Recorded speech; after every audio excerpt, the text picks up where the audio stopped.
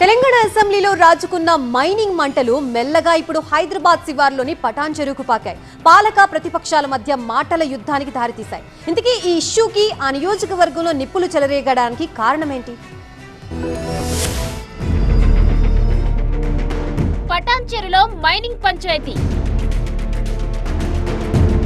Kata Srinivas versus Mahipal Reddy. నేతల మధ్య సవాళ్లు, ప్రతి సవాళ్లు.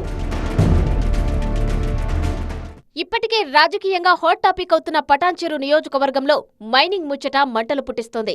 ఎమ్మెల్యే గూడెం మహిపాల్ రెడ్డి టార్గెట్ గా కాంగ్రెస్ నేత కాట శ్రీనివాస్ గౌడ్ చేసిన కామెంట్స్ అగ్గిరాజేశాయి.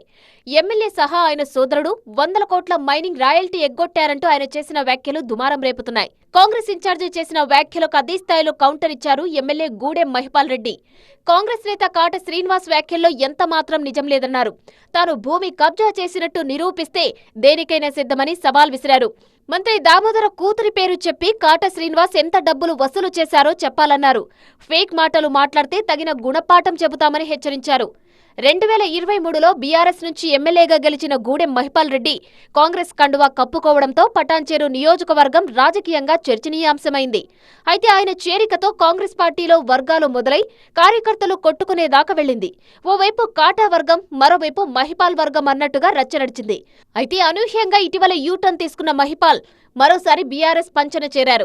మాజీ మంత్రి హరీష్ తో కలిసి పార్టీ కార్యక్రమాల్లోనూ పాల్గొంటున్నారు. ఇటీవల అసెంబ్లీలో మైనింగ్ ఇష్యూపై మాట్లాడుతూ గూడెం మహిపాల్ రెడ్డి సోదరుడిని అక్రమంగా అరెస్టు చేసి జైల్లో పెట్టారనే విషయాన్ని ప్రస్తావించారు హరీష్ రావు. దీనిపై స్పందించిన కాట శ్రీనివాస్ గౌడ్ పటాన్ చెరువులో జరుగుతున్న గూడెం మహిపాల్ అక్రమాల గురించి తెలుసుకుని హరీష్ రావు మాట్లాడితే బాగుంటుందని విమర్శలు గుప్పించారు. అలా మొదలైన గొడవ సవాళ్లు, ప్రతి సవాళ్ల వరకు వచ్చింది. మరి ఇది ఇక్కడితో ఆగుతుందా, మరింత ముందుకు సాగుతుందా అన్నదే చర్చనీయాంశంగా మారింది.